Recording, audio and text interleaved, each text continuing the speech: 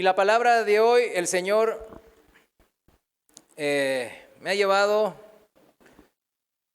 a esta predicación que la titulé El Espíritu Santo, mi garantía de vida. El Espíritu Santo, mi garantía de vida, o como mi garantía de vida. Y los pasajes que van a estar guiándonos en este día, el primero es el Salmo 139, desde el versículo 7 en la Reina Valera. Pues lo acabamos de cantar, alabar a Dios con este bonito salmo. Y dice así el Salmo 139, versículo 7: ¿A dónde me iré de tu espíritu? ¿A dónde huiré de tu presencia? Si subiera a los cielos, ahí estás tú. Si en el Seúl hiciere mi estrado, allí, he aquí, ahí tú estás. Si tomare las alas del alba y habitar en el extremo del mar, aún allí me guiará tu mano y me asirá tu diestra. Si dijere, ciertamente las tinieblas me encubrirán, aún la noche resplandecerá alrededor de mí. Esta es la palabra de Dios, ¿verdad? La palabra de Dios, las escrituras que fueron inspiradas por el Espíritu Santo, ¿no? Quien nos revela aún lo más profundo de Dios, lo más profundo del Padre Celestial. Y su guía siempre, la guía del Espíritu, es para conocer ¿a quién? Al Padre Celestial. Así, en nuestras vidas, todo podrá resplandecer alrededor de mí, como lumbrera a mis pies. Como vieron esos caminos que tienen luces, así mismo la palabra de Dios, inspirada por el Espíritu Santo, van a iluminar nuestras vidas. Amén. El segundo pasaje nos lleva a Efesios 4:30. La epístola a los Efesios, capítulo 4, versículo 30. En la Reina Valera lo voy a leer y dice así la palabra de Dios: y no contristéis al Espíritu Santo de Dios, con el cual fuisteis sellados para el día de la redención. Vamos a orar al Señor. Padre, te damos gracias hoy porque aquí estamos. Nos has dado vida, nos has dado el querer estar aquí, Padre. Nos has dado salud, mi Dios. Y también nos has hecho conocedores de tu gracia, Padre. Nos has iluminado con tu palabra y nos estás llevando a través de esta vida pasajera, mi Dios. A través de riscos, peñascos, valles, planicies, oasis. En ti, Padre, podemos ir seguros a través de esta vida por la guía de tu Espíritu. Gracias, Señor. Guíanos hoy también, en el nombre de Jesús. Amén. En nuestros tiempos se está dando algo muy nefasto, vamos a llamarlo así, dentro mismo de la iglesia. Hay una muy triste realidad que es la de menospreciar al Espíritu Santo.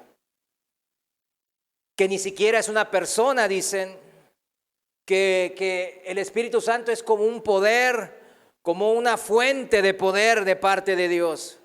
Pero mucho de eso se toma de las películas, ¿verdad? De ciencia ficción, como un ente incorpóreo, como algo etéreo. ¿Saben lo que es etéreo, verdad? Algo que se ve maravilloso, pero que es intangible y que está poco definido. ¿Estará poco definido el Espíritu Santo? La Biblia nos dice que no. Pareciera que la iglesia de ahora se ha enfrascado en el objeto de poner triste al Espíritu Santo. Y parte de la vida de todos los que somos parte de la iglesia de Cristo, nos estamos dedicando muchas veces a entristecer al Espíritu de Dios. Hoy vamos a ver la gravedad que tiene este menospreciar al Espíritu Santo. El no saber quién es, el no saber si Él tiene poder y cómo lo ejerce. ¿Qué quiere de mí? Si me habla o no me habla. Porque realmente tiene consecuencias muy trascendentales a consecuencia, obviamente, valga la redundancia, de despreciarle constantemente. No podemos, mis hermanos, caer en esa trampa del enemigo y entrar en ese desprecio, en ese no entender y no querer saber que el Espíritu desea en mi vida. ¿Cuántos sabemos que el Espíritu desea muchas cosas en nuestras vidas? ¿Cuántos sabemos eso? ¿Verdad? Y es parte de la misión del Espíritu Santo en la vida de todo cristiano, poder dar ese entendimiento y esa guía a cada uno de nosotros. Entendamos quién es el Espíritu Santo. El Espíritu Santo es Dios. Dios mismo, nosotros siempre decimos en su tercera persona, es para simplificarlo, ¿no? Para que lo entendamos que son tres personas, ¿no? Y dice así en Primera de Juan, vamos ahí a la primera epístola de Juan, capítulo 5, versículo 7. De hecho, este es un versículo muy atacado. De hecho, en las versiones modernas, si checan en algunas versiones modernas, ya no aparece. En la Reina Valera, ahí está.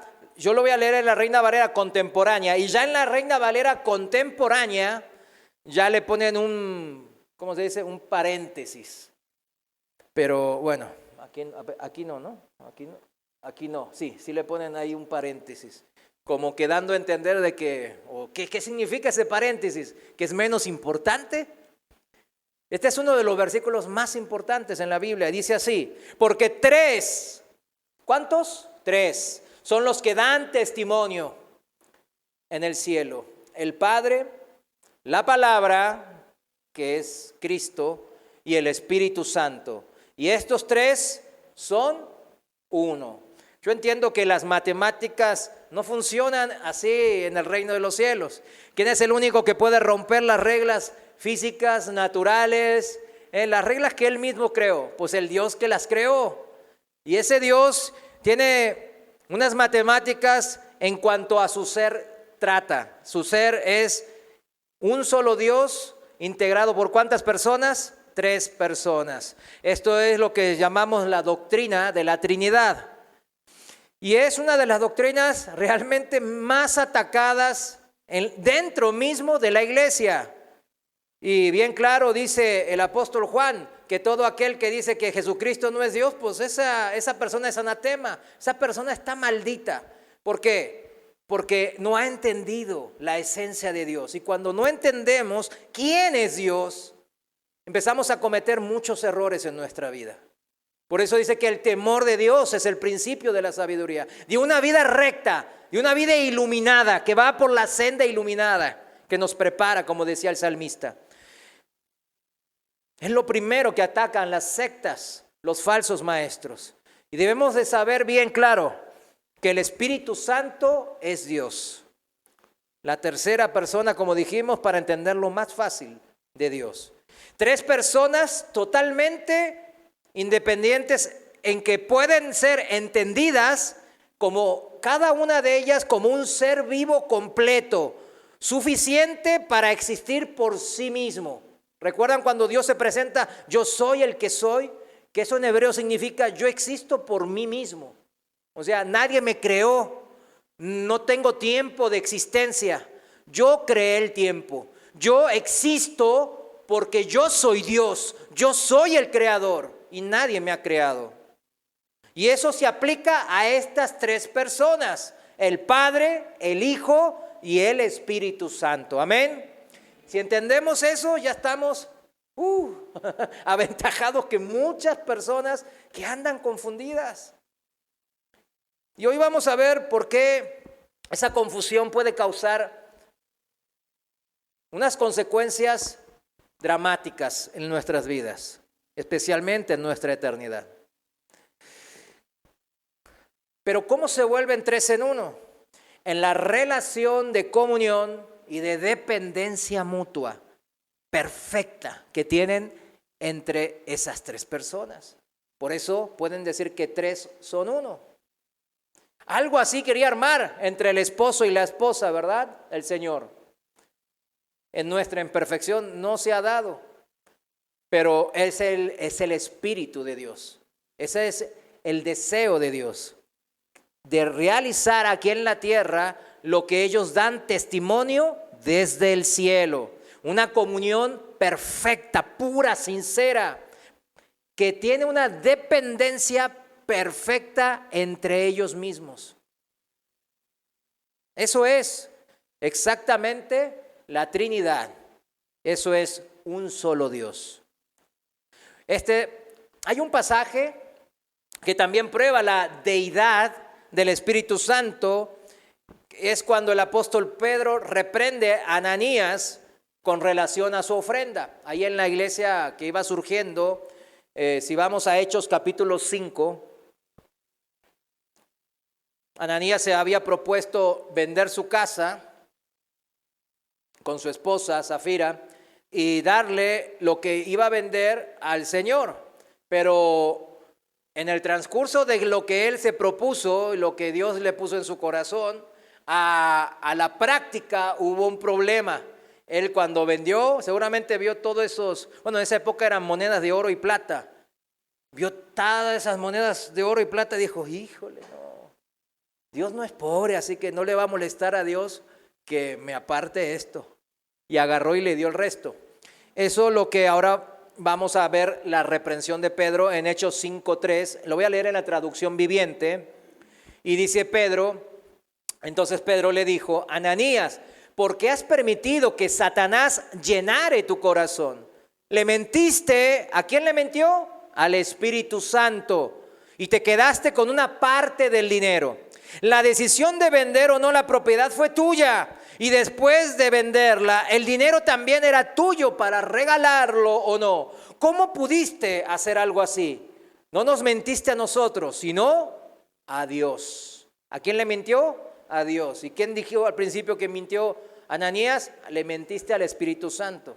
Es obvio que el Espíritu Santo es Dios. No es algo etéreo, no es una fuerza, es una persona. Y una persona tiene su propia voluntad. Una persona tiene un sentir y un pensar independiente. Y ese es el Espíritu Santo. Entendido esto, que el Espíritu Santo es Dios, ya toma más relevancia el saber por qué mora en mí. ¿O no cree usted eso, hermano? Que es relevante. ¿Qué es relevante? Que es muy importante saber que Él mora en mí, pero no mora en mí porque sí, sino tiene un propósito. ¿Qué hace a una persona ser cristiano? Ya lo estuvimos estudiando en los domingos y la respuesta rápida es su fe en Cristo Jesús. La fe salvadora, la fe que se aferra a las obras de Cristo Jesús, hace que esa persona pueda ser llamado cristiano. Pero ¿qué hace visible esa fe? ¿Qué hace que se vea que es cristiano? Que sea luz, que sea sal de este mundo. Luz en que se pueda ver, ¿verdad? A las naciones. Y sal en que se sienta el sabor, el gusto de que esa persona es diferente. Lo leíamos bien en Gálatas 5:6. Este versículo me gustaría que se lo quede grabado bien. Yo sé que Juan 3:16 lo tiene bien grabado en su memoria, pero ¿qué les parece si nos grabamos bien en nuestra memoria Gálatas 5:6? En el que dice que en Cristo Jesús es la fe que obra por el amor. Una fe que obra por el amor el que nos hace cristianos, mis hermanos. Una fe que se hace visible al mundo, a la gente que nos rodea, al obrar por el amor, por la misericordia, por la bondad, por el perdón, por la justicia de Dios en mi vida. Santiago capítulo 2, versículo 14.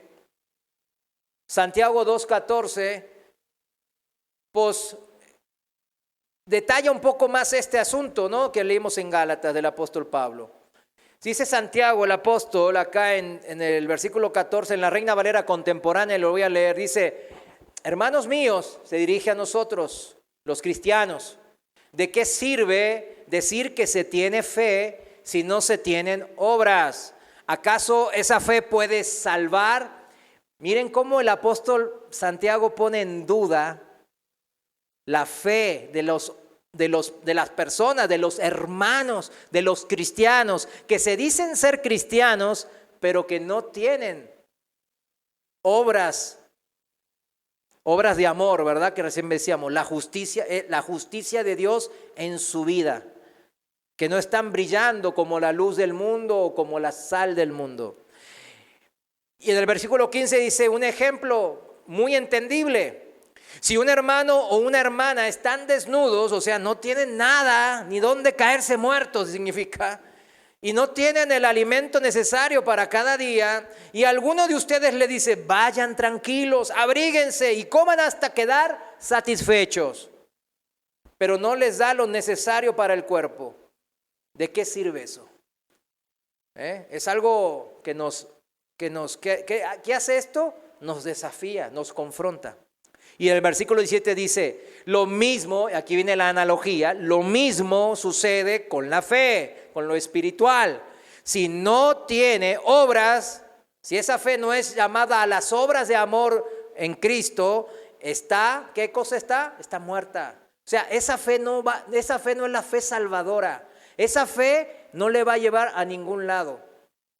Si se ha fijado, yo cuando los voy a visitar a sus casas o me invitan o los invito y vamos a un lugar y otra cosa, a mí me interesa, más allá de que cómo le va a su familia, el trabajo, etcétera, etcétera, etcétera, a mí me interesa mucho la fe. Y esta es la fe que me interesa. La fe que es visible, la que obra por el amor. ¿Por qué? Porque si no dice la palabra de Dios que está muerta. Y a mí no me interesa que después cuando yo llegue con el Señor cara a cara, Él me diga, y si sabiendo mi palabra y esa persona se dirigía a una muerte eterna, ¿por qué no le advertiste? Ese era tu trabajo, porque querías quedar bien. Y hay mucho de eso, porque esta labor es difícil. Y uno, pues, amistades, más allá de las pastorales que se tienen, pues se pierden, las del mundo se pierden todas. Entonces, cuando uno se acerca y dice, no, pues otra vez, hasta que no me quieran mis hermanos de la congre. Entonces, trata uno de balancear eso. Pero siempre, en mi caso en particular también, me debe de guiar, me guía esta palabra, de ver que ese hermano o esa hermana sea llevado a una fe viva y no muerta. En la traducción Dios habla hoy, en el versículo 14 de aquí en Santiago, fíjense cómo dice, hermanos míos, ¿de qué le sirve a uno decir que tiene fe si sus hechos no lo demuestran? ¿Se da cuenta? ¿Podrá acaso salvarlo esa fe? Es una pregunta retórica, una pregunta que se contesta por sí misma. No lo va a poder salvar esa fe.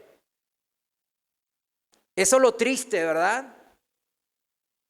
17, en la misma versión Dios habla hoy, dice, así pasa con la fe, por sí sola, es decir, si no se demuestra con hechos, es una cosa muerta, dicen. O sea, muchos cristianos andan así, con esa cosa muerta, colgándosela, diciendo, yo tengo fe, pero está muerta. Dicho de otra manera, de una manera afirmativa o positiva, dice, significa que mi fe está viva si tiene obras. Mi fe está viva si tiene ¿qué? Obras, un accionar. Si vive como Dios quiere que vivamos. Mi fe está viva cuando vivimos de acuerdo a la voluntad de Dios. Mi fe se puede ver en las obras. Dijimos, ¿en qué obras? De amor, justicia, misericordia que yo puedo hacer. ¿Y cómo puede salir algo bueno? Esta es una pregunta importante que muchas veces, ustedes ya lo saben porque aquí lo predicamos, pero ustedes necesitan también explicarlo a mucha gente. ¿Y cómo puede salir algo bueno de mí? De mi pecador, que soy pecador, que no soy bueno, que soy malo, que tiendo a engañarme a mí mismo, que soy perverso. Mi corazón, su corazón, hermano y hermana, se inclina ¿a qué? Al mal.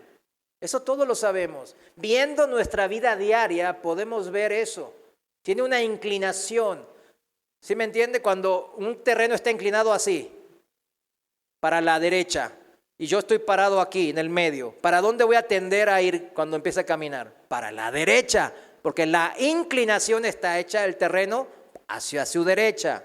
Y mientras más inclinado, más voy a tender a ir hacia donde está la derecha, o en este caso, ¿no? Entonces, si mi corazón es perverso, engañoso, más que todas las cosas, dice en Jeremías, y tengo una tendencia natural a la rebeldía, ¿puede salir agua dulce de mí? No, la respuesta es contundente, no.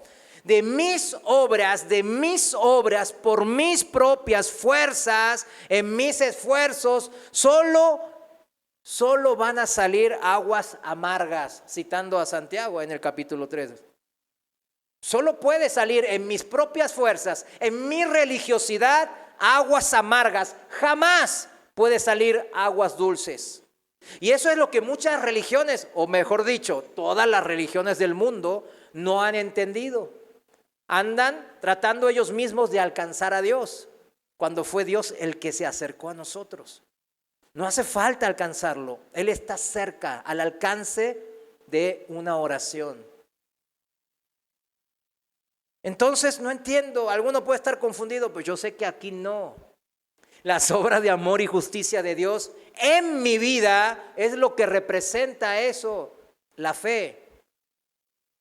Cuando yo lo hago, cuando basado en qué cosa, en la guía del Espíritu Santo que mora en mí. Cuando el que me guía en mi vida es el Espíritu de Dios y no mi corazón engañoso, no mi carne que tiene una inclinación al pecado, no mis pensamientos y deseos y anhelos que tienen una inclinación a descarriarme, desviarme del camino recto de Dios. No, nunca. Ahí está. Mis obras pueden demostrar que sale agua dulce de mi vida, de lo que yo produzco en mi vida, cuando es el Espíritu el que va delante de mí guiándome, diciéndome, ven para acá. Yo, amén, sí confío, obedezco porque te amo, Señor. Romanos 5:5, Romanos capítulo 5, versículo 5, en la Reina Valera contemporánea, dice así la palabra de Dios. Porque Dios, lo voy a leer desde el medio, porque Dios ha derramado su amor en nuestro corazón por el Espíritu Santo que nos ha dado. Ahí está, ¿entienden? Nosotros no somos amor. El Espíritu Santo, cuando recibimos el Espíritu Santo, fue cuando Dios derramó ese amor en mi corazón. Y tengo mucho amor ahora. ¿Por qué? Porque es el amor de Dios en mi alma, en mi espíritu. La guía del Espíritu Santo que mora en mí ejerce en mi vida el repartir de ese amor. Me va a dar la sabiduría de cómo y cuándo repartir de ese amor de Dios que ya ha sido derramado en mi corazón, en su alma, en nuestro ser interior. Porque si recibiste al Espíritu Santo en tu vida, es porque ya creíste la palabra de Dios, ¿o no? Fuimos llamados al arrepentimiento, nos arrepentimos de pecados, ya entendimos, híjole, no puedo alcanzar la gloria de Dios. Ya voy a desistir, como aquel fariseo, ¿no? De tratar e intentar de cumplir toda la ley. No puedo. Mejor me arrepiento, me humillo ante este Dios todopoderoso. Y es ahí cuando estamos ejerciendo la obediencia por nuestra fe. ¿Y qué se le da? Se nos da el don. El don es regalo del Espíritu Santo. El consolador, el que consuela nuestras almas en la aflicción y nos da gozo y paz a cambio. Ese Espíritu Santo que vino a morar en mí porque yo le creí. Ese Espíritu Santo hace que mi fe se vaya afianzando. Esa fe que al principio fue creer que Él, Jesucristo, hizo todos los méritos para poder depositar mi confianza en Él. Jesucristo hizo ¿qué? Todos los méritos. Ya no hace falta nada más de obras para salvarme. Ya Él hizo todo en la cruz. Porque Él fue quien realizó toda la obra de salvación. Esa fe es una reacción. Mi fe es una reacción. Requiere una reacción a esa obra de amor de Dios. Y es un reconocimiento a que su palabra es verdad y es vida. Entonces lo estoy reconociendo como mi Salvador. Encontré vida en Él. Y como mi Señor, encontré un modo de vida en Él. Ahora bien, mi fe me hizo reaccionar a esa obra de amor en Jesucristo cuando yo leí la palabra de Dios, cuando escuché una prédica de sana doctrina, cuando escuché el evangelio de la cruz. Me hizo reaccionar y decir, sí creo, Señor. Y me humillo ante ti. Por eso fue derramado en mí el amor de Dios cuando el Espíritu Santo me fue enviado a morar en mí. Es tremendo esto. Este es el misterio de la piedad. Este es el misterio que el Señor estuvo encerrando durante tantos siglos en el Antiguo Testamento. Y ese fuimos nosotros los receptores de este maravilloso misterio se abrió. Nosotros nacimos en un tiempo en donde este misterio nosotros lo pudimos recibir gratis. Claro, tuvimos que haberle creído a la palabra de Dios. Y ahora, si usted lo hizo así, mi hermano, mi hermana, es porque el Espíritu de Dios mora en usted. Dios está morando en usted. Aquí hay una nota, pequeña nota, dice, Jesucristo murió ¿por quiénes? Por todos, ¿verdad? No hizo acepción de personas cuando murió en esa cruz. O clavado en la cruz dijo algo como que, tú romano, tú no te mereces esta sangre mía. O sea, le dijo así al romano que lo clavó. No, al romano que estaba ahí clavándolo y burlándose de él, a él también se dirigía la sangre de Cristo en esa cruz. Cristo no discriminó a nadie. Y eso queda demostrado pues, en el pasaje de Juan 3:16, porque de tal manera amó Dios al mundo, y ahí mundo significa a todas las personas. Y por eso pudo entregar a su Hijo. ¿Cuántos creen que pueden entregar a su Hijo para que muera por un enemigo? Ni por un amigo, ¿verdad? O sea, a nosotros no nos cabe en esa cabeza, porque nosotros no somos Dios. Segunda de Corintios capítulo 5, versículo 15, en la Reina Valera contemporánea. Segunda de Corintios 5, 15, dice que Él, o sea, Cristo, murió por todos, pero por un propósito. Y aquí viene, para que los que viven, o sea, los que ya fuimos renovados, regenerados, nacidos de nuevo, ya no vivan para sí. ¿Para quién? Para mí mismo, sino para aquel que murió y resucitó por ellos. Esta es la importancia de entender el Evangelio, mis hermanos, que muchos cristianos no han entendido. Si Cristo murió para mí, para que yo siga en mis andadas o en la vieja vida, o nomás sea un poco mejor, una persona mejor que antes. Si antes tomaba mucho, ahora tomo poco. Si antes era bien adúltero, ahora nomás una vez al año. ¿Será eso? No, dice bien claro acá. Él murió para los que entendimos y recibimos al Espíritu de Dios, para que ya no vivamos para nosotros mismos, sino para Cristo. Cristo murió por todos, para que los que viven, los que han creído y han reconocido ese amor tan grande que Él nos tuvo primero, ahora nosotros como nuevas criaturas en Cristo, regenerados por el Espíritu Santo, pues ya no tengamos excusas. Esto es cuando llega el Espíritu mismo a vivir el mismísimo Dios Todopoderoso, a vivir en mi vida, yo sea transformado, renovándome todos los días, por medio del poder del Espíritu Santo. De eso se trata la vida en Cristo. Entonces, ese amor de Dios en la cruz para todos, lo recibo por fe, por haber creído, y entonces es ahí cuando digo, híjole, sí, Señor, gracias por esa muerte.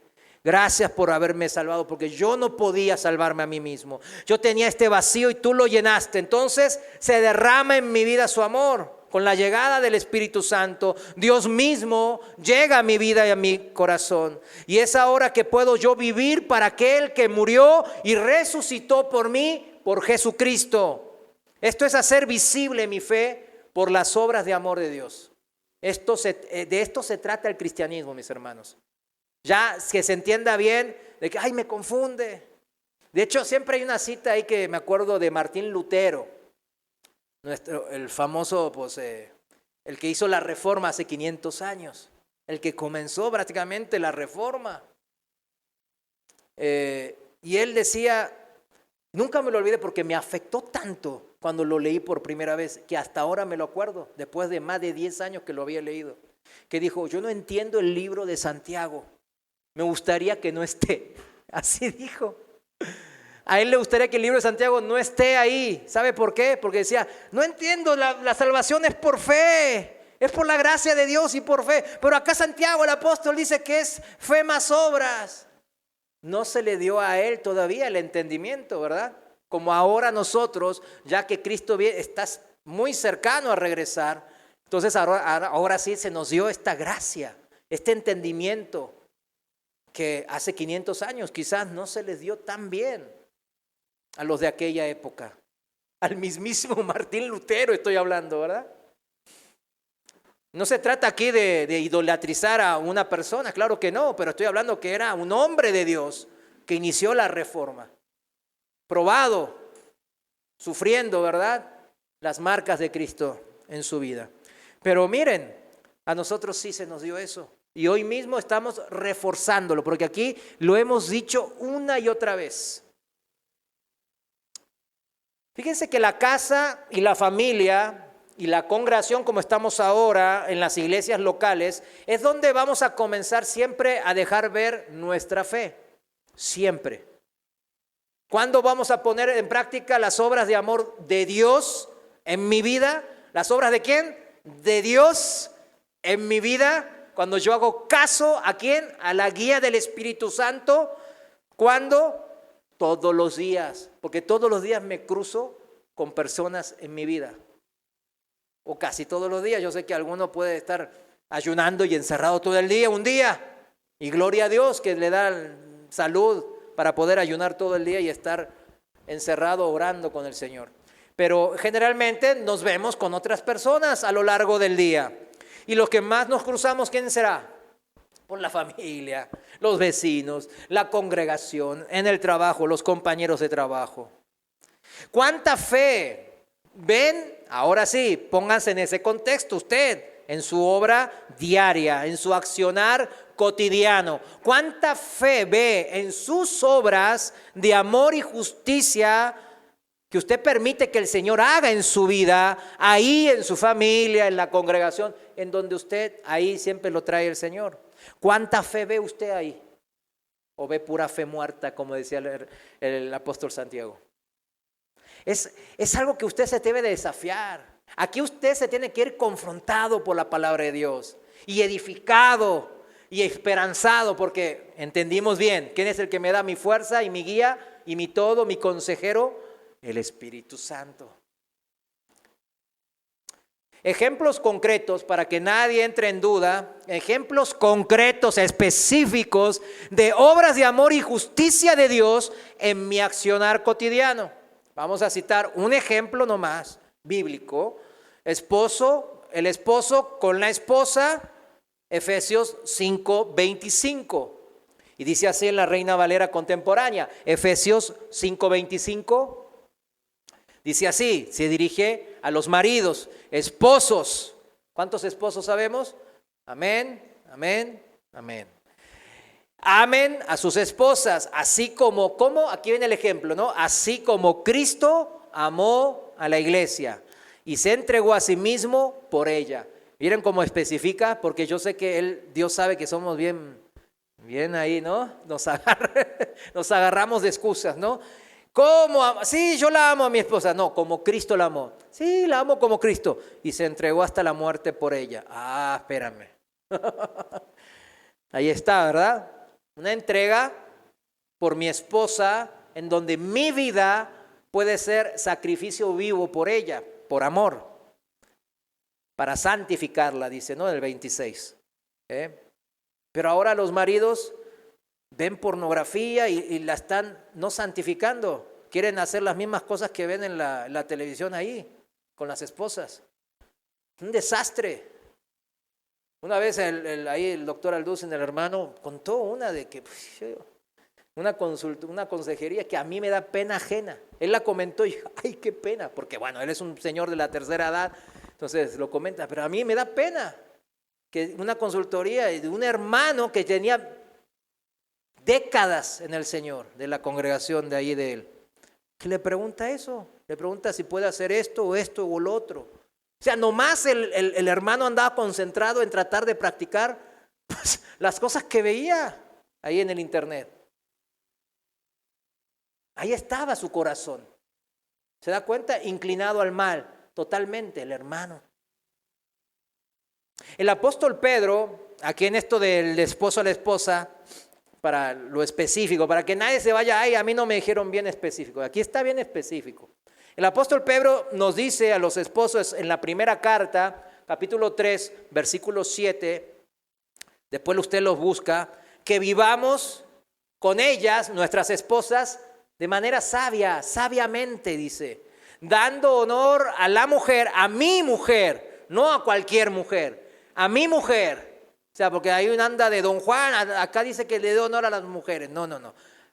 Respete a todas las mujeres, hermano, pero dele honor a su mujer como vaso más frágil, como coherederas de la gracia de Dios.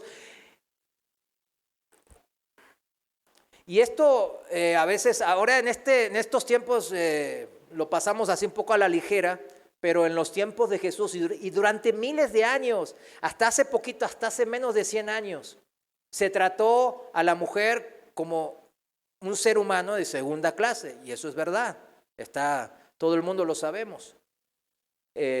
Por eso acá bien claro que dice la Biblia, Dios, nuestro Dios es un protector de las mujeres, ¿sí lo saben, no? Que cuando le digan a su Padre Celestial, ay, la Biblia es una religión bien machista, híjole, está blasfemando el nombre de Dios, no se quede ahí así nomás, Dígale lo que es el Señor, es el primer protector de la mujer, ¿sí o no? Desde el principio. Y acá Él las nombra coherederas de la gracia de Dios. Ningún peldaño abajo, iguales en el heredar. Vamos a heredar mujeres y hombres en el Señor con el Señor Jesús. Igual. ¿Usted le parece eso algo concebible? Es increíble, ¿verdad? Lo que el Señor nos tiene preparado. Esposa con el esposo. Vamos a ir también concretos. Efesios 5:22. Dice en la Reina Valera contemporánea, Efesios 5:22 dice, ustedes, las casadas, las esposas, honren a sus propios esposos como honran al Señor. Con el apóstol Pedro, él lo expresa de esta manera, estar sujetas a sus maridos, eso es honrar a sus maridos, con una conducta casta y respetuosa, dice Pedro. Conducta casta, o sea, santa y respetuosa hacia el marido. Eso hay que cuidar por eso este tema, o sea, cuando ya sabe cómo Dios le está hablando, hermana, o sea, las casadas. Esto es lo que le está diciendo, sujétense a sus maridos con una conducta casta y respetuosa. Tómelo como quien viene del Señor. Recordemos, Dios les pide a ambos, tanto al marido como a la mujer, en Efesios 5:21, que cultiven entre ustedes la mutua sumisión en el temor de Dios. Porque uno puede decir, ay, ¿por qué dijo así el Señor? Pero bien claro acá lo dice, la sumisión es mutua ¿en qué? En el temor de Dios. Amén. ¿Y qué significa? Que se deben de servir, sírvanse, una traducción dice, sírvanse unos a otros por respeto a Cristo. ¿Cómo voy a servir yo como marido? Como dice la palabra, poniendo el pan, la comida, el sustento en la mesa, siendo el protector de mi familia, en todo sentido. Físicamente puede ser sabiendo estar ahí al pendiente, ¿no? de la casa, de la protección de mis hijos, de mi esposa, cuidándola, pero también en lo espiritual, como maestro. ¿Como maestro de qué? De lo espiritual. Por eso dice que somos sacerdotes de Dios. En el servicio que Dios nos encomendó a cada uno, como hombre y como mujer. El hombre brindando entonces sustento económico en la casa, trabajando duro, trayendo orden y la disciplina. La mujer brindando el funcionamiento y la administración de la casa, la crianza primaria, no exclusiva, primaria de sus hijos, siendo la ayuda idónea de su marido, porque los hombres tenemos muchas ideas, tendemos a pensar un poco a largo plazo y olvidamos los detalles en el corto, ¿verdad? Decimos, yo quiero hacer esto y lo otro, y son ideas muy buenas, pero es la mujer la que sabe los detalles. Los que tenemos casados, pues más de mucho tiempo, pues ya entendemos esto. Esa es la combinación, las mujeres saben los detalles, por eso les hicieron más detallistas. Por eso no debemos de estresarnos porque son más detallistas que nosotros, porque esa es la manera de ser la ayuda idónea. Amén. Los padres con los hijos, específico, ¿qué les dice? Es específico. Efesios 6:4 dice bien claro, Reina Valera contemporánea, seguimos. Efesios 6:4 dice, ustedes, los padres, no exasperen a sus hijos, no los desesperen. O sea, tienes que sacarte un 10, tienes que hacer y aparte esto y lo otro, y después ir y hacer lo otro, y no, pues, y el joven, pues, o el niño, ¿verdad? Allí yo lo sé mucho porque en mi país allá los tiene desde niño, desde la mañana hasta la noche estudiando. Eso no es sano. El niño, ¿qué tiene que hacer? Jugar, divertirse. Pero ahí no hacen eso. Por eso son número 1 en suicidio a nivel mundial. Yo ya lo he dicho varias veces. Ahí en Corea, de niños, adolescentes y jóvenes, a nivel mundial, son número 1. Y yo sé por qué. Porque la cultura los lleva al suicidio. Todo el tiempo los padres están, tienes que ser perfecto, tienes que más. Número 1, el número 1 en esto, el número 1 en lo otro. Y los pobres niños están exasperados, se suicidan.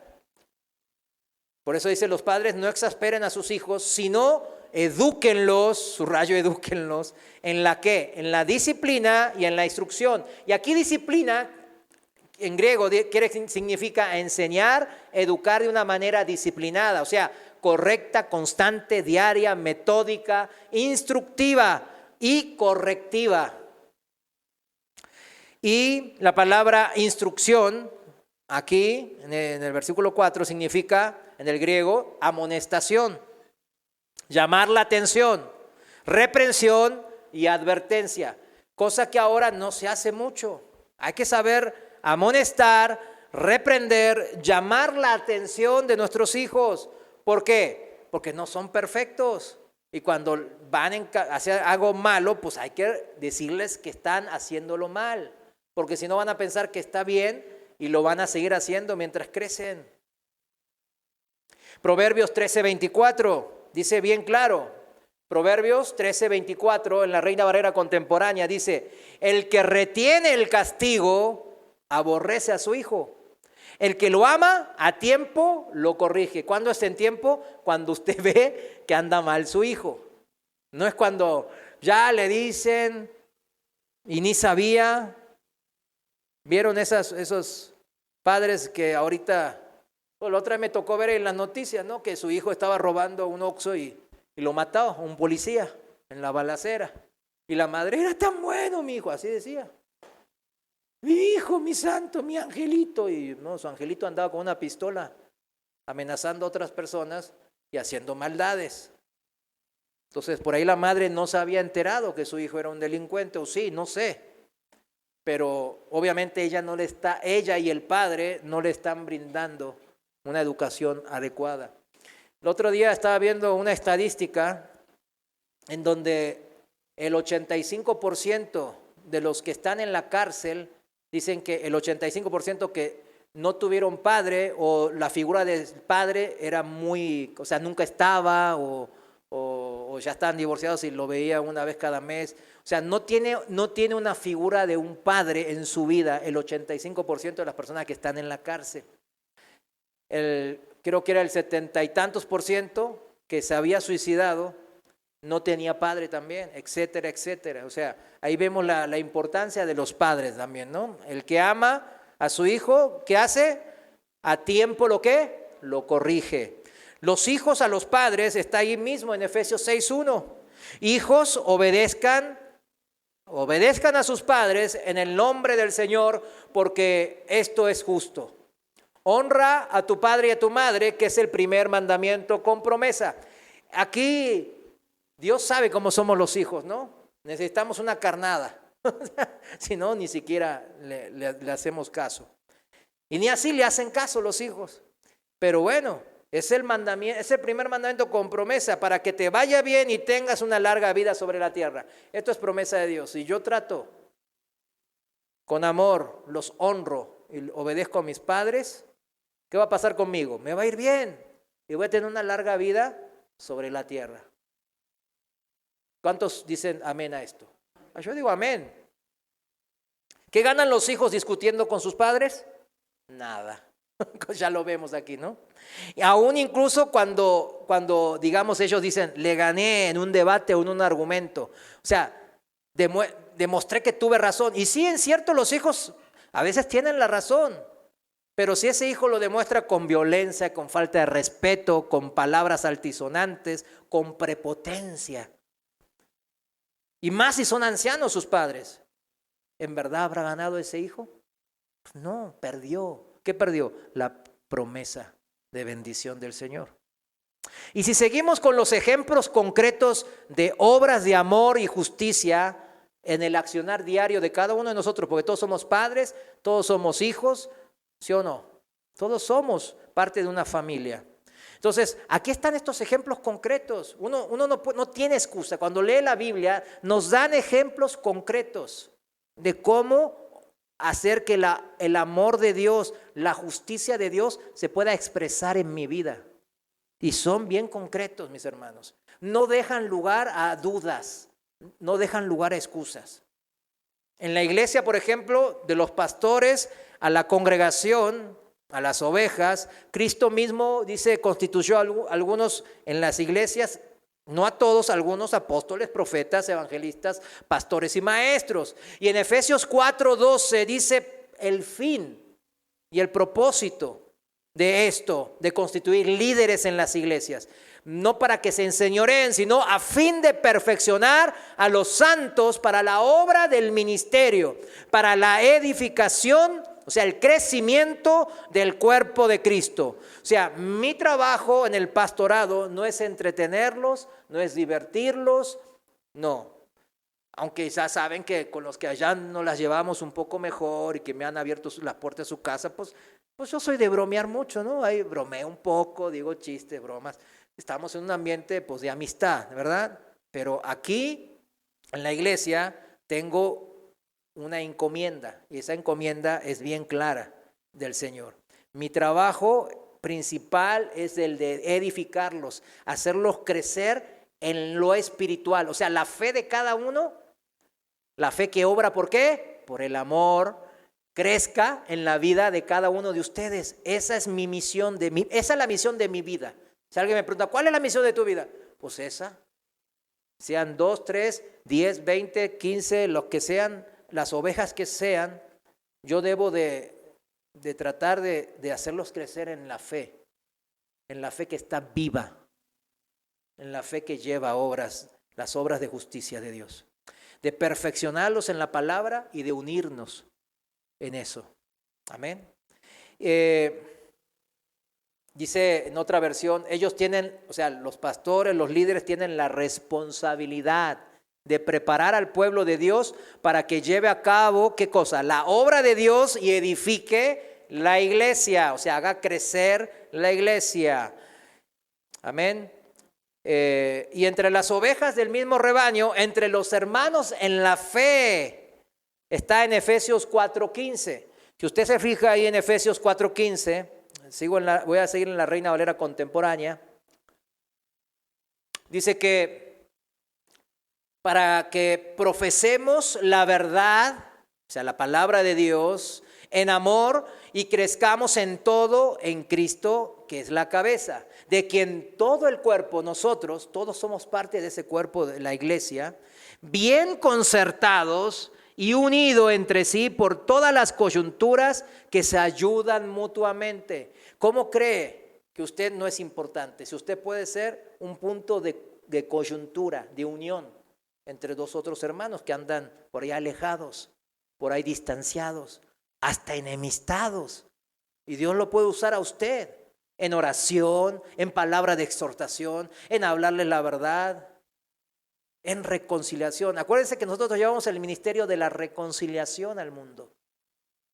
¿Y cómo decimos en palabra y leemos en la Biblia que nosotros llevamos el ministerio de la reconciliación? Esa es nuestra misión que nos da nuestro Señor Jesús. Y después, pues no andamos reconciliando a nadie, más andamos dividiendo a todo el mundo. En la casa, en el trabajo, en la iglesia venimos. Aquí está bien claro lo que debemos de hacer entre los hermanos. Según la actividad propia de cada miembro. Cada miembro tiene una actividad, tiene un don, tiene un ministerio. Según esa actividad propia de cada miembro, de cada hermano, recibe su crecimiento para ir edificándose en amor. Ahí está, en las obras de amor de Dios. Vamos a edificarnos y recibimos esa edificación, crecimiento en unidad.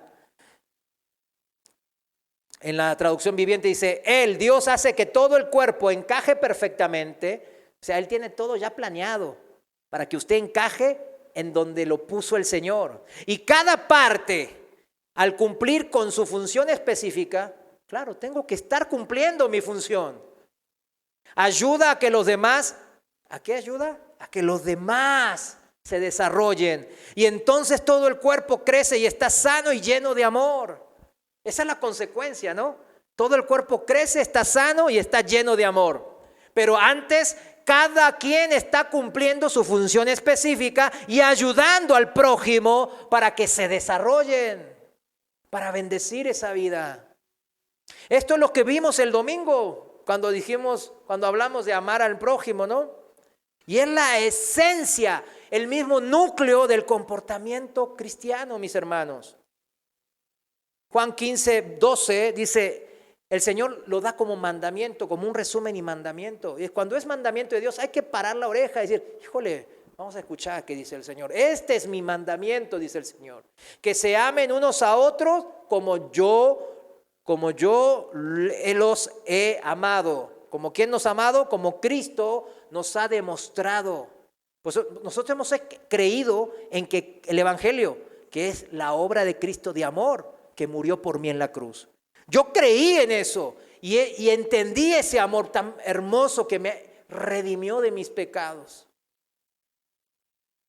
¿Y ahora qué voy a hacer con eso? Bueno, ahora ese amor fue derramado en mí.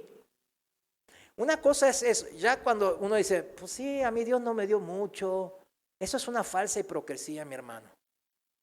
Porque no lee la Biblia. Mejor diga, no leí la Biblia bien. Y ahí estamos tablas. Mejor ahí lo dejo. Porque sí, a veces mi sangre, yo soy humano y a veces digo, ay, voy a la casa de un hermano y dice, es que a mí Dios no me dio mucho. Está bien. Y lo voy en paciencia, ¿verdad? Porque es mi trabajo, ¿no?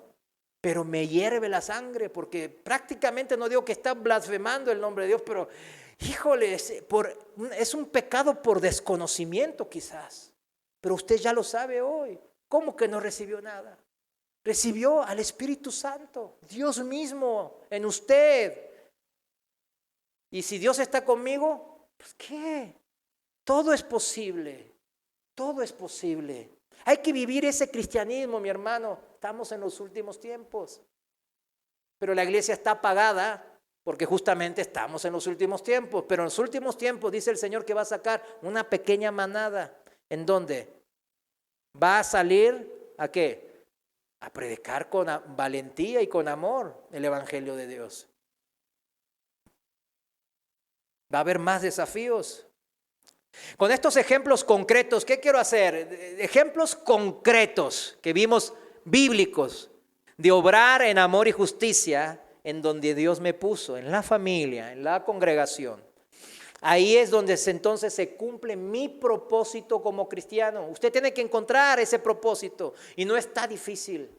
Ya lo acabamos de mencionar. Porque como cristianos somos gente de fe. Y vivimos por fe, andamos por fe. Y es posible vivir así. Es posible vivir así porque hemos recibido el Espíritu Santo. Si no recibimos el Espíritu Santo, estaríamos como el pueblo de Israel. ¿Se acuerdan? Bien fácil caían, porque con la conciencia solo, recuerden el miércoles pasado que aprendimos que la conciencia era el heraldo, ¿verdad? Antes del Espíritu Santo en la era de la iglesia sea enviado a nosotros, estaba la conciencia que todavía tenemos y nos ayuda. Pero ahora tenemos el Espíritu Santo también, a Dios mismo. Romanos 8:14 dice la importancia de que ese Espíritu Santo tiene un propósito en nuestra vida. Dice, porque los hijos de Dios, Romanos 8:14, Reina Valera contemporánea, porque los hijos de Dios son todos aquellos que son guiados por el Espíritu de Dios. ¿Quiénes son los hijos de Dios? Los que somos guiados, los que somos sensibles a la voz del Espíritu Santo, los que somos obedientes a lo que el consejo del Espíritu Santo. Yo dejo que el Señor me guíe a través del Espíritu Santo que envió a mí con este propósito de guiarme. Dios jamás me va a obligar a nada. Nunca el Señor ejerce la fuerza para dominarme y ejercer así su voluntad. Yo dominado, no. Ahí no va a llegar a ningún lado. A ningún lado. Y lo hemos visto. Hay mucha gente que anda así en obras. ¿Y cómo están? No andan bien. Andan siempre malhumorados. Siempre como que les falta la alegría, el gozo. ¿Dónde está el gozo y la paz que se mora Dios aquí? ¿Dónde está? ¿O no mora? ¿O lo tiene ahí en un rinconcillo encerrado el Espíritu Santo? Nunca el Señor hace por la fuerza nada. Yo soy el que decide sujetarse a la voz del Espíritu Santo. Y esa vida de sujeción al Espíritu da un fruto. ¿El fruto de quién? El fruto de Juan, Pedro, Julio, Enrique, Mario. No es nuestro fruto. ¿El fruto de quién da eso? El fruto del Espíritu Santo, que se hace más y más evidente ¿en qué vida? En mi vida. O sea, muchos cristianos viven, el hermano es... Mi trabajo es parte de eso, mi trabajo. A veces yo hablo con los ancianos de la iglesia, por ejemplo con la hermana Lola, yo tengo que hablar. Ella me dice ciertas percepciones, yo le digo alguna otra y vamos, pues, ¿para qué? Para edificar esa vida que vemos que quizás se anda un poquito desviándose. Pero muchos cristianos nomás están, que el hermano está mal, pobrecito, ni modo, por eso le va así. Por eso tuvo ese accidente. No tienen temor de Dios, de pensar siquiera eso. Y en su vida no saben, pues que están una bigota así gigantesca en su ojo. ¿Qué digo viga, verdad? Un edificio tienen aquí pegado. No ven nada. Pero y así están, señalando, esos hermanos andan así porque andan así mal. En vez de tener, ¿qué tendría Dios? Compasión de esa persona. Si esa persona anda mal, ¿qué es el Espíritu de Dios? ¿Qué tendría el Espíritu de Dios? Compasión. Ay, si esa persona se va a desviar, si sigue así se va a ir al infierno. Ay, le va a ir bien mal en esta vida, necesita sabiduría, necesita rectificar en su camino. Ay, Señor, ayúdalo en el nombre de Jesús, te lo pido. Amén. Y va al hermano y le da una palabra: Dios te bendiga, mi hermano. Necesitas algo, necesitas ayuda, etcétera, etcétera. Ese es el corazón de Dios. ¿Ya se fijan cómo la iglesia? Yo creo que muchos aquí por ahí no estuvieron en iglesias donde yo estuve, ¿verdad? Pero así, en donde yo estuve, pues así eran. Así era también. El fruto del Espíritu Santo se va a hacer más evidente en mi vida mientras más yo siga la voz del Espíritu Santo. Y Gálatas 5:22, les voy a decir rápidamente, ¿cuál es el fruto del Espíritu Santo? No es una sola característica. Dice acá, lo voy a leer en la Dios habla hoy, dice, lo que el Espíritu produce. ¿Qué produce el Espíritu en mi vida? Amor, alegría, que es gozo, paz, paciencia, amabilidad, bondad, fidelidad, humildad y dominio propio.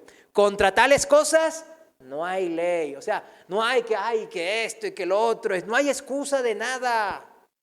No es por seguir la ley tampoco, sino la guía ¿de qué? Del Espíritu Santo. El Espíritu Santo que fue enviado a morar en nosotros, los que conocimos el amor de Dios en Cristo Jesús y elegimos humillarnos ante tal acto de bondad y misericordia para nosotros.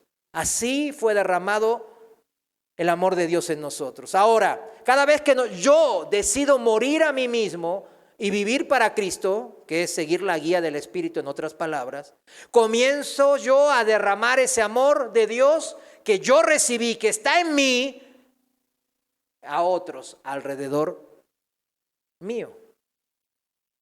Porque uno puede decir, yo soy nacido de nuevo, y amén y aleluya, y se ve, está empezando a cambiar. Ve que ya no toma, ya no maldice tanto, ya empieza a cambiar. ¡Wow! Pero después ahí se queda. ¿Y qué pasa con esa persona entonces? Si ahí se queda. Ay, Dios no tuvo poder para edificarlo bien. O esa persona eligió mal todo el tiempo. Esa persona eligió mal, eligió no hacerle caso a lo que el Señor le estaba diciendo. Ve a congregarte, obedece mi palabra aquí. El hermano te lo envié para que te ayude acá. Y no, yo sigo. Ya tengo en internet, ahí tengo varios predicadores con barba larga y con kipá, y estos parecen de tu pueblo santo, y yo los sigo. O sea, digo, no, hermanos. Todo esto se puede simplificar en que Dios sí quiere ser nuestro amigo, nuestro compañero de viaje en nuestra vida. Por eso Él vino a morar en nosotros. Él quiere alegrarse y Él también llora cuando nosotros estamos tristes. Él es un compañero de viaje en esta vida temporal que tenemos en este mundo. Y tiene mucha importancia que en este viaje que hacemos con el Espíritu Santo tengamos entonces comunión con ese Espíritu Santo, para que haya fruto y mucho fruto que abunde en nuestra vida. Fruto espiritual, mis hermanos. Dice así la palabra de Dios en Proverbios 13:20. Proverbios 13:20, Reina Valera contemporánea. Dice que quien se junta con sabios, sabio se vuelve. Quien se junta con necios, acaba mal. En el versículo siguiente nos da la razón, en el 21. Dice, el mal persigue a los pecadores, pero los justos son premiados con el bien. Estas son palabras que habla el Señor con autoridad, porque Él sabe todo, ¿no? Pero después uno no quiere aplicárselo a mi vida. Si yo soy hijo de Dios, yo soy parte de los justos. Entonces, no me está yendo tan bien en lo que yo pienso. ¿Por qué? Vamos a preguntar al Espíritu Santo. Vamos a estudiar en la palabra de Dios. Y luego voy a saber. Generalmente es por mi mala manera de vivir anterior, ¿verdad? A veces como yo, pues tenemos tanto mal camino que no es que Dios no lo pueda deshacer, ¿verdad? Todo lo malo que hice. Sí lo deshizo la gran mayoría, pero otros todavía vivo la consecuencia de mis malos errores pasados. Porque el mal persigue a los pecadores, ya no me persigue más, pero sufro algunas consecuencias de esa vida anterior. Proverbios 14:7 nos dice bien claro: no te juntes con gente necia, porque nada aprenderás de lo que te digan. El que es sabio y astuto sabe por dónde va. A los necios los engaña su propia necedad. Que significa, el sabio y el astuto sabe por dónde va. Vamos por camino de rectitud, por camino iluminado, como leíamos en el Salmo 139. Pero los necios se engañan y aunque estén en camino de perdición, ni cuenta se dan. Y derechito van a la muerte. Se engañan a sí mismos. Dice en el versículo 9, los necios, aquí está la causa, los necios se burlan del pecado. Los hombres rectos se ganan la buena voluntad. Me gusta cómo lo menciona aquí, porque los hombres rectos, los que confiamos en que Dios hace las obras en mi vida, si yo sigo su guía, la guía del Espíritu, se ganan la buena voluntad de Dios en mi vida, porque Él va a obrar en mi vida. Pero el necio, que significa el ignorante, me gusta cómo lo dicen, el necio significa ignorante que no sabe lo que podía o debía de hacer. Falto de inteligencia o de razón, que significa insensatos, sin sentido. Una vida que no tiene sentido. ¿Por qué vive así? Si así se va a morir. Veo los que fuman y dicen, no, está bien. O que toman a morir. Yo tomaba a morir y yo, te vas a morir y te vas a morir. Yo, sí, yo sé que si tomo mucho, pero no sé por qué siga tomando. O sea, ¿sí entiende? Insensato. El terco, necio significa terco y porfiado en lo que hace o dice. O sea, no me van a sacar de esta. Yo así, de aquí me muero. En esto me muero, dicen. Terco, ¿verdad? Como una mula, ¿verdad? Cuando dicen así.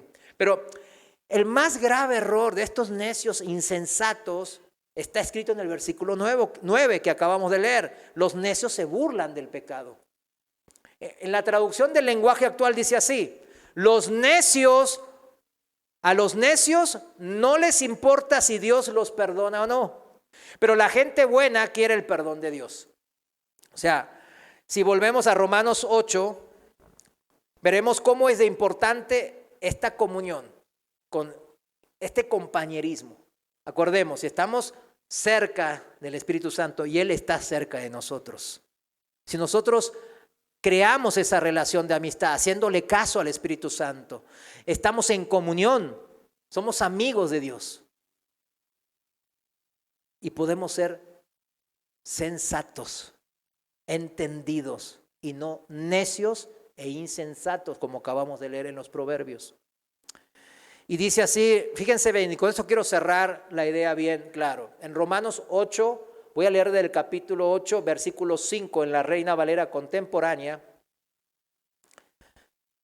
Y aquí esto nos resume bien claro todo esto que estuvimos aprendiendo. Fíjense cómo dice la palabra de Dios aquí en Romanos 8, 5. Porque los que siguen los pasos de la carne fijan su atención en lo que es de la carne. Pero los que son del Espíritu la fijan en lo que es del Espíritu. ¿Dónde está puesta su atención? Ahí vas a ver, porque uno dice, es que yo no sé si el Espíritu Santo me habla. ¿A poco puedo conversar con el Espíritu Santo? ¿Qué dijimos al principio? ¿Que Él es una qué? Persona. Si yo puedo hablar con usted, yo puedo hablar con Dios. Dios es una persona. Claro, es una persona diferente a nosotros, porque Él es creador. Nosotros somos ¿qué? Criatura, ser creado. Y Él es el que nos creó. Es una diferencia del cielo a la tierra. Pero en sí, en esencia, Él es una persona. Siempre yo les digo así, nosotros podemos comunicarnos con otro porque es la manera que Él se comunica y da testimonio en el cielo. Los tres que dan testimonio en el cielo. Nosotros nos comunicamos porque fuimos hechos a imagen y semejanza de Dios. Entonces, ¿cómo puedo hablar con Dios? Es algo, es una contradicción. Pero acá bien claro lo dice, ¿dónde está puesta su atención? Si está fija en las cosas de la carne, pues no está haciéndole caso a lo que el Espíritu Santo le dice. Hoy tengo que ganarme. El hermano no sabe que yo ando siempre corto de dinero y nomás, porque ¿Usted qué piensa? Yo esta semana tengo como varias cosas que mencionar. Mi esposa se sorprende todavía. Yo digo, ¿por qué te sorprendes todavía? A ver si le digo. Pero es como el Señor actúa. Es tremendo. Es tremendo. Y a veces le digo, ay Señor, ¿cómo me haces sufrir a veces? A propósito, me estás probando, Señor, pero gracias. Gracias, Señor. Yo sabía que pero sí, dudé en un momento. Tú lo sabías que dudé, ¿no? Y empiezo a hablar con el Señor. Y el Señor ahí mismo me dice esto, me dice lo otro. En ese mismo momento. Pero ¿dónde está puesta mi atención? Incluso ahora, por ahí usted está pensando en que saliendo de acá tiene que hacer esto, tiene que hacer lo otro. Está afanado con las cosas de esta vida. Concéntrese, ponga su atención a lo que el Espíritu Santo le está hablando. Eso es lo que dice. Versículo 6, porque al ocuparse, el ocuparse de la carne, ¿qué es? Es muerte. Todo lo que me ocupo de esta vida es necesario. Los hombres necesitamos trabajar y sacar la familia adelante, la casa adelante, lo que sea adelante. Nos creó para eso, por el sudor de nuestra sangre, ganarnos el día a día. Pero bien claro esa no es mi ocupación principal, porque eso termina en muerte. Eso termina en muerte, no trasciende a la otra vida. Pero el ocuparse del espíritu, de las cosas de la fe, de lo espiritual, de las cosas de arriba, de Dios, es vida y paz. Le va a dar paz inmediatamente cuando usted hace la voluntad de Dios, cuando sigue su guía, hay paz. Aunque hay por ahí un poquito de temor al principio, especialmente las primeras veces que empieza a hacerle caso. Ay, ¿será cierto que así es? Hay temor, pero chéquelo, va a tener paz en su corazón. ¿Dónde está puesta mi atención? Si no en lo que yo considero siempre más precioso en mi vida. Ahí va a estar puesta su atención. Mi tesoro, si mi tesoro son las cosas de esta vida, de la carne, yo me voy a ocupar siempre y voy a estar prestando atención principalmente a las cosas temporales de esta vida, a las cosas terrenales de este mundo, y eso nomás termina en muerte. ¿O a poco nos llevamos algo cuando nos morimos? Nada. Por eso es fundamental ocuparse en mi relación con el Espíritu Santo que mora en mí, porque ese es el único camino a la vida y a la paz. Versículo 7, las intenciones de la carne llevan a la enemistad con Dios, contra Dios, porque no se sujetan a la ley de Dios, ni tampoco pueden. Aquí está. De buenas intenciones, no come nadie. Acá las intenciones en la Reina Valera dice los designios de la carne, que significa la inclinación mental o el propósito, en donde yo estoy inclinándome siempre, prestando atención. ¿Cuál es mi propósito de vida? ¿Nunca se puso a pensar eso? Hace poquito tuvimos una prédica, ¿no? ¿Cuál es el propósito de vida que debe ser un cristiano? Chéquelo, hace unos domingos. ¿Cuál es mi propósito de cristiano? No puedo andar en esta vida sin saber qué Dios quiere de mí. Y dice, ay, que nunca me dijo el Señor. ¿Cómo que nunca le dijo? Ahora mismo pregúntele si no lo sabe. No, espérese hasta que termine la prédica mejor. Entonces, si yo sigo mis buenas intenciones, buenas entre comillas, dice aquí la palabra de Dios siempre nos confronta y es bien claro. Dice que me estaré yo enemistando con Dios. Porque nada bueno sale del hombre. Lo que sale bueno de mí, el amor, la justicia, la misericordia, es un fruto ¿de quién? De vuelta, del Espíritu Santo. 8. Además, los que viven según la carne no pueden agradar a Dios. Y el apóstol Pablo, ahora dirigiéndose a nosotros los cristianos, dice en el versículo 9, pero ustedes no viven según las intenciones de la carne. Ay, mis buenos propósitos, mis buenas intenciones. No. Sino según el Espíritu. Ya basta de mis buenas intenciones. Ya basta. Sino tenemos que vivir según el Espíritu. Si es que el Espíritu de Dios habita en ustedes, dice el apóstol. Y si alguno no tiene el Espíritu de Cristo, pues no es de él. Bueno, punto y aparte, es que no tiene el Espíritu Santo. Entonces tiene que ser humilde y decir, Señor, perdóname, al parecer no tengo el Espíritu. Bueno, entonces me humillo ante Dios. Me arrepiento de pecados y recibo al Espíritu Santo. Es todo, ¿verdad? Por eso acá hace bien claro la aclaración al apóstol Pablo. ¿No tienes el Espíritu Santo? Bueno, espérame, punto aparte, espérame. No era a ti esta prédica. Arrepiéntete de pecados, cree en el Señor Jesucristo que murió en la cruz y recibe el don del Espíritu. Empecemos por ahí contigo, ¿no? Versículo 10. Pero si Cristo está en ustedes, nosotros los cristianos, el cuerpo está en verdad muerto a causa del pecado, pero el Espíritu vive a causa de la justicia. Ahora sí lo entendió este versículo. Ya fuimos hechos nuevas criaturas. El cuerpo está en verdad muerto a causa del pecado. ¿Por qué? Por causa del pecado entró la muerte, ¿no? Y vamos a morir en la carne, pero somos alma y espíritu. El espíritu vive a causa de ¿qué? De el amor y la justicia que Dios hace en mí. La fe que obra en el amor. La fe que está viva y no muerta, como dice el apóstol Santiago. Pero el Espíritu vive a causa de la justicia. Ahora este versículo es rápidamente entendible, ¿no? Esto es, fuimos vivificados por el Espíritu Santo cuando vino a morar a nosotros, hechos criatura espiritual viva, pero se mantiene viva esa relación a través de practicar la justicia de Dios. Yo no creo en las reglas de justicia, ¿verdad que no? Y usted tampoco. Nosotros no somos justos por esencia. Nosotros, a través de practicar la justicia de Dios, mantenemos viva esa fe, esa relación, esa intimidad con el Señor. Versículo 11. Y si el Espíritu de aquel que levantó de los muertos a Jesús vive en ustedes, ¿cómo recalca eso, no? Que son nacidos de nuevo. El que levantó de los muertos a Cristo Jesús también dará vida a sus cuerpos mortales por medio de su Espíritu que vive en ustedes. Ahora, esto está bien claro, ¿no? Ay, el cuerpo muere, el espíritu. Bueno, y esto habla de la resurrección, nuestra bienaventurada esperanza. La resurrección de los muertos, o si somos parte de aquella última generación de cristianos que van a ser arrebatados en las nubes cuando regrese el Señor, pues eso, de esto está hablando aquí. Esa es nuestra esperanza bienaventurada, de saber de que nuestros cuerpos van a ser resucitados, regenerados y dados un cuerpo semejante al de Cristo. Amén. No los veo convencidos. Amén, ¿verdad? Gloria a Dios. 12. Así que hermanos, después de saber todo esto, estamos contentos, estamos gozosos, estamos felices, ¿verdad?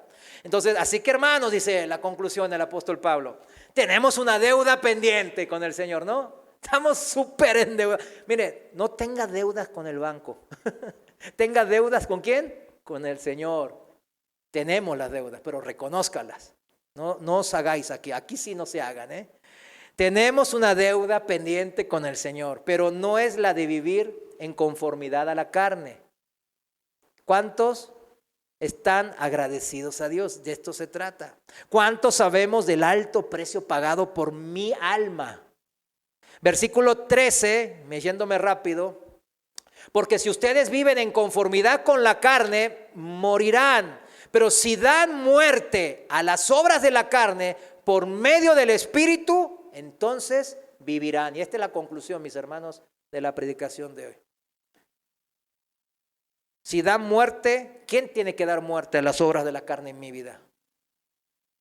Pues yo, pero el poder viene ¿de quién? Del Espíritu Santo, por medio del Espíritu. Cuando yo le hago caso a lo que Él me dice en su palabra, está bien, como ahora en la predicación, o cuando Él me habla, cuando estoy en oración y Él me dice y me guía y me dice, haz esto.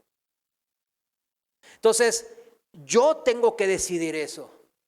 Entonces vivirán. He aquí la importancia no solo de recibir el Espíritu Santo por fe, sino el tener una relación de amistad, de cercanía con el Espíritu para que esa fe siga siendo la fe salvadora del principio. No muera y quede estancada. Y que yo siga prosiguiendo a la meta, creciendo en la obediencia, en la guía del Espíritu Santo de Dios. Muchas veces decimos, no, pues, ¿y eso cómo o cuándo? Yo les voy a decir bien claro. Si vamos ahora como último a Efesios 4:30, Leímos al principio, ¿no? Uno de los pasajes principales. Dicen, no entristezcan al Espíritu Santo de Dios, con el cual ustedes fueron sellados para el día de redención. Desechen todo lo que sea amargura, enojo, ira, gritería, calumnia y todo tipo de maldad. En vez de eso, sean bondadosos y misericordiosos y perdónense unos a otros, así como también Dios los perdonó a ustedes en Cristo. El Espíritu Santo, dice otra versión, para que lo entiendan, y el título de la predicación de hoy: el Espíritu Santo es la garantía de mi completa liberación. ¿Quién es la garantía? El Espíritu Santo. Pero una garantía aplica con ciertas condiciones, ¿verdad que sí?